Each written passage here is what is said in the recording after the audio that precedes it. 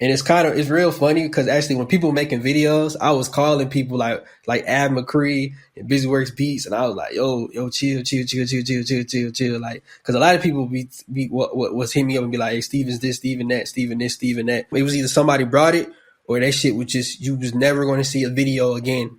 The way I'm looking at it, if someone offered me 14 a week, I'd be like, well, I can make more than that on my own. So can we find a middle ground where I can make money for you and for myself so that there's no, because the way you're explaining it, correct me if I'm wrong, it sounds like you couldn't really work for yourself if you accepted that salary. You couldn't release kits independently. You couldn't run your side business. If you just threw something at me like, how about 2,000 or 2,400 or 3,000 a week, I would have been like, all right, let me just see where it goes. We could build to it. You feel me? But it was more like I took it because it was like, damn, like giving up on this PG shit was just really, really hurt at that time. You feel me? Like it was just something I wasn't ready to really accept yet. So I really took that. And that's not to say that on like, oh, Steven manipulated me or any of that. Steven was very transparent actually on what the fuck he was finna do. You feel me? I ain't even gonna lie. He was very transparent. So I'm not even gonna sit here and be like, oh, he tricked me or none of that shit. Nah.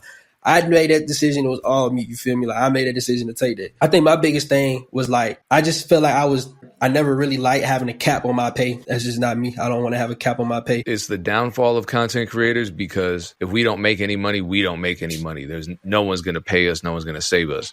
But if we make $100,000 or if we generate $100,000, we take home $100,000. It's not working for somebody else where we're giving that up. So how could we transition from doing everything ourselves under our own rules to going back to basically a 9-to-5, but the type of work we're doing is entrepreneurial? It's a hard sell. To continue it from basically kind of what you said was, I was kind of iffy. I was like, this pay cool, but you know what I'm saying? Like I was hitting at Steven like, what is it going to look like when you get it there? Because I can understand I'm very transparent. I see it for exactly what it is. So I look at it like from my side, how I feel, but I also look at it from a CEO side. He runs a business and stuff, and he's the one that's buying Producergrind. Like he spent a lot of money to get that shit. So it's like, I look at it from both standpoints. Like, okay, yeah, he don't really know what he's finna get his hands into. You know what I'm saying? So basically what happened, he called me, he looked at the finance. He said, oh yeah, bro, this shit's savable. Like we can make so much money. He said, personally, what do you think we need to do? And I was like, man, we need to push content, interviews, just really serve community, free kids, stuff like that. Like, as long as you keep doing that and pushing the content, then, you know what I'm saying, I'm happy. And then Steven was basically like, well, let's do this. I'm going to take you off the kits, period. Because like I said, I was one of the sound designers. Like I used to make most of the kits. Because I'm going to take you off the kits because we got a whole team of sound designers. I want you to focus on content and just helping make the content and pushing the content for Producergrind. So I was like, all right, let's do it. And then he came to me. He was like, let's do this. We start you off 1,400 a week. And in 3 months, you know what I'm saying, we see how it goes. And if you don't like it in 3 months, we could just part ways. But if it goes good, I'll basically double your pay. And I was like, all right, now we talking. You know what I'm saying? So I was like, all right, let's try it out. August, September, October, let's try it out. And like I said, I see everything for what it is. I'm not going to talk from a hatred standpoint. As soon as it got brought, we was in Miami doing interviews. We was here in Atlanta doing interviews, and Steven put a lot of money into the content. Like the studio sessions, the recording interviews, like $1,000 per session just to get an editing team and stuff. So when PG got brought out by Steven, that's when all the little videos started and stuff like that. And it's real funny because actually when people making videos, I was calling people like Ab McCree and BusyWorks Beats, and I was like, yo, chill. Like, because a lot of people was hitting me up and be like, hey, Steven's this, Steven that, Steven this, Steven that. And I was just like, man, chill. I said, bro, listen, bro. Like, I don't know the full story. Like, PG was literally sinking. Like it was either somebody brought it or that shit was just, you was never going to see a video again. You know what I'm saying? And the emails that Dylan and them was selling was just going to keep going to y'all email until they go to spam one day. You know what I'm saying? So it was like, bro, I was telling people in the background, like, bro, listen, bro, PG was sinking. Someone had to buy it or it wasn't going to go nowhere. And then I was also telling people like, bro, this is really my last run. Like initially, I was going to leave anyways. Like I would say, this is my last year with PG. I was going to go into it in 2025 and leave in the summer, no matter how much money I was making.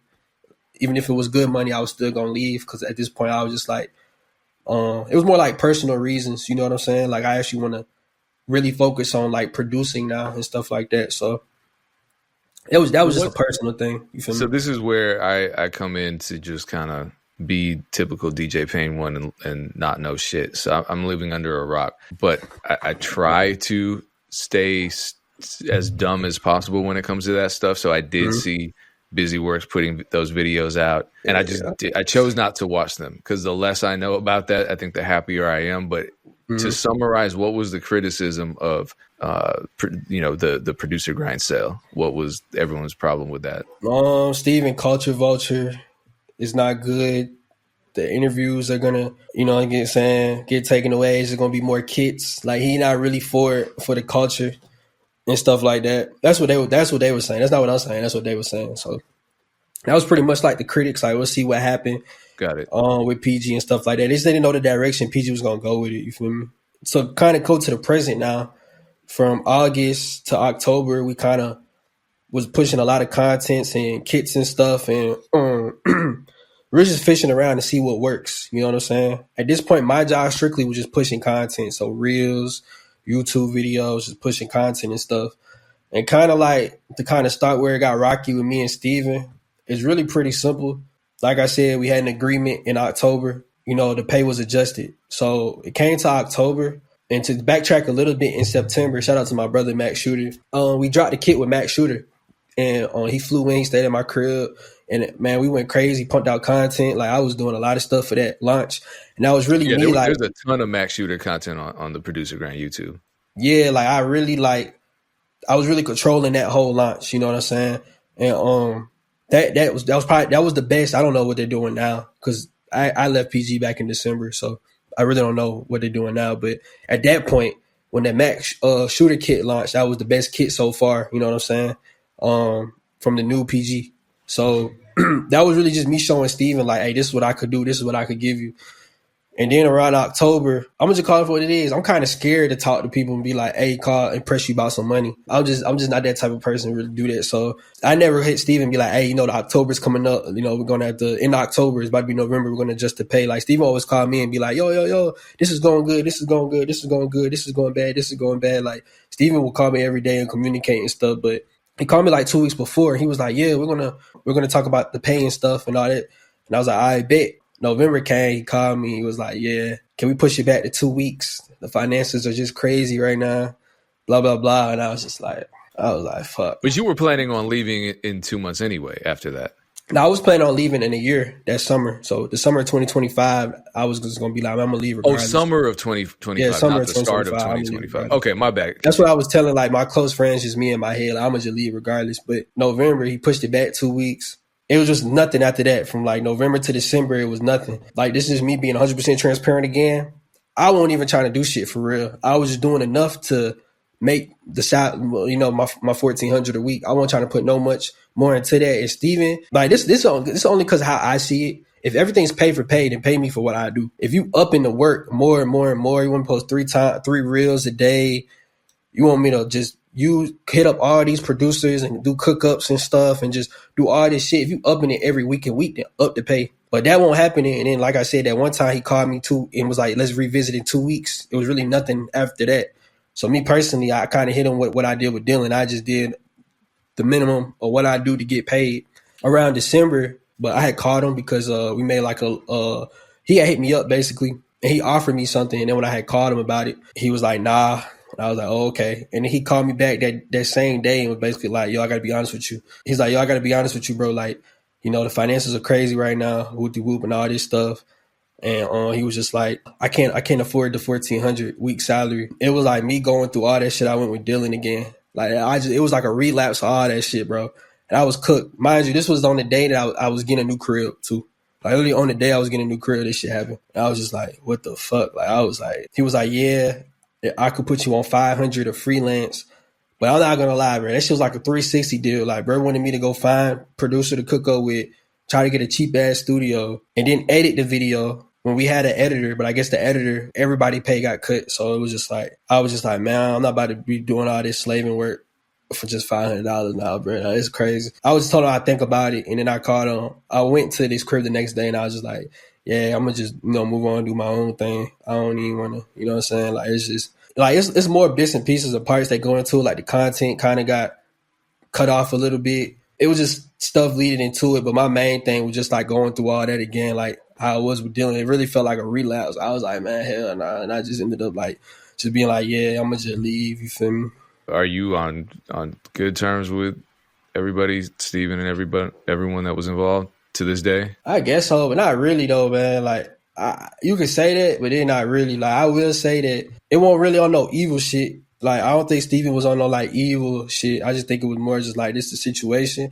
I think the biggest thing to me, what pissed me off with Steven was it was kind of really two things with Steven. One thing that pissed me off is like he already kind of knew the pay was gonna get cut and stuff like that. So it's like my biggest thing was communication. Like, cause I remember he called me and said, "Yo, I'm gonna put you on freelance." So now from salary went to freelance. First, what he said was, "Man, I've been meaning to tell you this, but I was scared to tell you." The only reason why that really pissed me off because he would call me all the time and be like, "Yo, we're doing good. I got this financial guy, and he said this, and PG makes this is really good to invest and makes the money." Like he'll update me like shit going good, and then he just called me out the blue one day and was like, "Yeah, I've been meaning to tell you this. I just got to be honest." Boom. So that shit pissed me off only because like, man, what the fuck, like, you know what I'm saying? Like, yeah, I mean, from my perspective, it sounds like neither of you were great communicators because you said yourself you're not the type of person who confidently will have a conversation and communicate when you're frustrated about finances, and then it sounds like neither is he. So it was like you just kept talking past each other and never actually getting to the real point. It wasn't even that. It was just more like I was just waiting for him to come to me and be like, "All right, let's give you the pay that you want." But it just ain't happened. And then, like I said, when he hit me, it was like, "Let's revisit in 2 weeks." I was kind of like, "All right," but then he kept giving me more and more work, and in my head, I'm like, "Bro, I'm not finna do all this and like more and more work, and the pay's still the same." And at this point, Mimi left. Yeah, no, that part would bother me if someone's prolonging the conversation, knowing what's coming, and then continues to lay extra work on top of it, knowing that they're just kind of stringing me along. That's what I'm gathering happened. I don't know. I'm not saying that's what happened, but I guess I was really playing with my worth at the time because the second thing, going back to what I was saying, that really pissed me off with Steven was like, I remember I was on the way to his crib that day to kind of tell him, yeah, I'm gonna quit. And he had called me first and was like, yeah, what you gonna do as I'm driving to his crib? And I'm telling him like, yeah, I'm gonna just leave and shit. And then when we got off the phone, he was like, yeah, man, I'm rooting for you. You do your own thing. You feel me? He was like, maybe one day you could come on Producergrind and drop your own guest kit. And I ain't saying nothing. I was like, yeah, okay, I'm finna pull up soon. But in my head, I was cursing Steven. I was like, man, what the fuck? I said, right, that's something I was binging. Like, what you mean? Like, it kind of rubbed me off. Like, oh, I gotta work all over again to get something that I've been getting and that I deserve. Like, that shit blew me, bro. Like, I was pissed off I was really pissed off when Steve, I know you. I was pissed off when you said that, bro. I was heated when he said it. I was like, what the fuck? And I was calling my friends and I was like, bro, I can't believe he just said that, bro. Like, what do you mean? At this point, I really felt like I was kind of just walking away with nothing. You feel me? Like literally nothing. Like I was like, damn, like I'm really walking away with like nothing. You know what I'm saying? And then like, he was like, yeah. When I decided to quit, he was like, yeah. So this is what I do. I pay you for 3 weeks. So the 1,400, which is really 1,000 because it's off of W-2 and stuff. But I'll pay you 3,000, so that's 1,000 every for the next 3 weeks. Just what's it called? Like when people severance. Severance and stuff. As I'm talking to my friends and looking, I'm like, damn, like I put in all that work and grind. I'm walking away with $3,000. That just really made me feel like shit. Okay, so how are things going now? Now that you're completely independent, it's been a full month at this point, over a full month. What's your brand looking like right now? Is it? I got my own kits, and like I said, it was something I should have been did a long time ago. Like I had the brand where I could make that money myself. You know what I'm saying? And then all my friends, like I remember Kavi would tell me how much he be making, and Mac would tell me, and I'd be like, damn, like you know what I'm saying? Y'all make less at the time. Not saying now. I said, damn, y'all make less than PG, and y'all get more money than me because I'm doing all this salary and split and just all types of shit. And it's like, damn, maybe I just need to really push my own brand. It's something I really should have did. I should have did it when the salary was first introduced by Dylan, because at the end of the day, I just was never, I won't fucking with it. And it was just something I was doing because it's like a jump, you know what I'm saying? It's like, you know what I'm saying? Like, you go, like, look at it. It's like with producers, like, when you don't know nothing, or you just, this is your first opportunity and you got labels pounding you about this, or you're going to get this, you know what I'm saying? It was kind of like that. I just ain't want to, you know what I'm saying? I didn't want to feel like starting all over again. And that's what I had to kind of do when I left in December. It was literally start all over again. But I feel way better about it now. I can control what I do. You know what I'm saying? Like, I control everything I do now. I control my money, how I make the money. I control everything, my content. It's like no leash on me as far as what to do. So I feel way more comfortable about it now. But back then, like in December, I was definitely like, fuck. I was like, fuck, bro. I was like, damn, this shit sucked. And the reason why I'm really being so transparent about this, because I feel like a lot of people don't be transparent about this shit.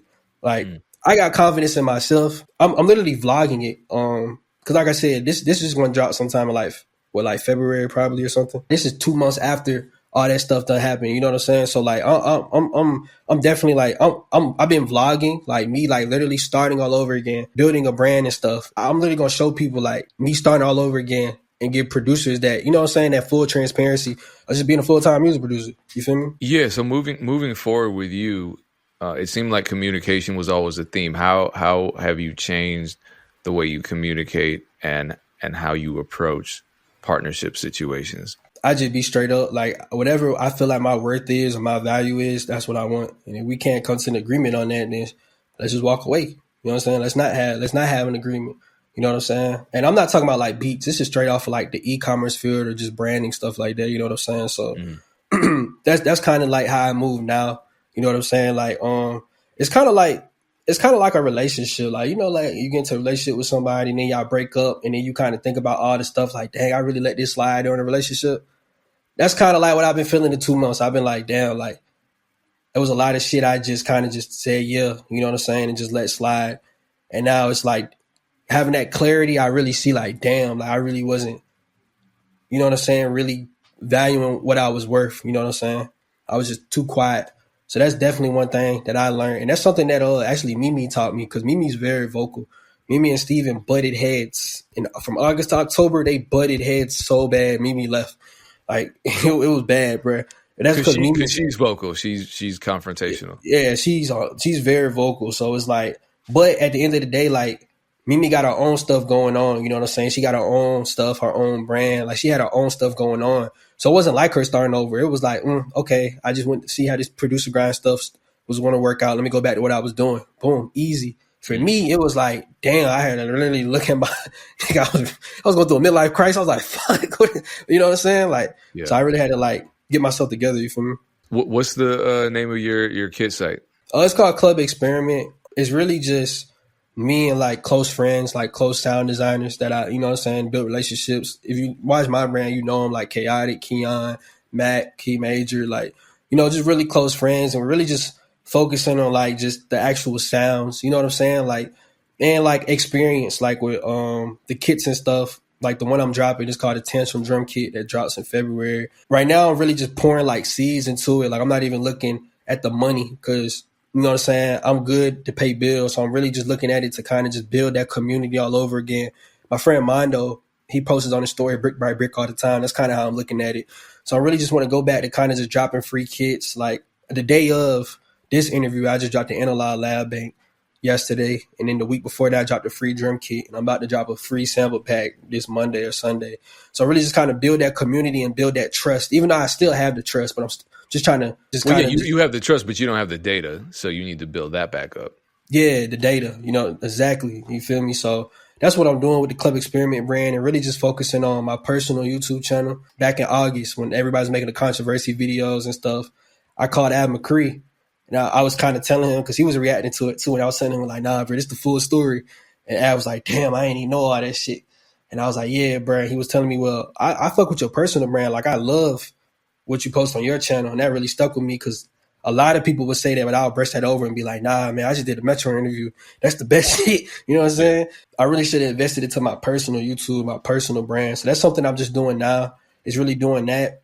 And then really what I'm really focusing on, like really kits. Like, I'm so confident in kits only because this is what I've been doing full time for like the last 5 years. So I know easily, and it's not even a brag or nothing, but easily, like, and I'm going to show y'all too. Like, I'm literally vlogging this, showing y'all the fastest way to make $10K a month off of kits. And I'm going to vlog it. I'm going to show it to y'all. And I'm going to give it all to y'all for free. You know what I'm saying?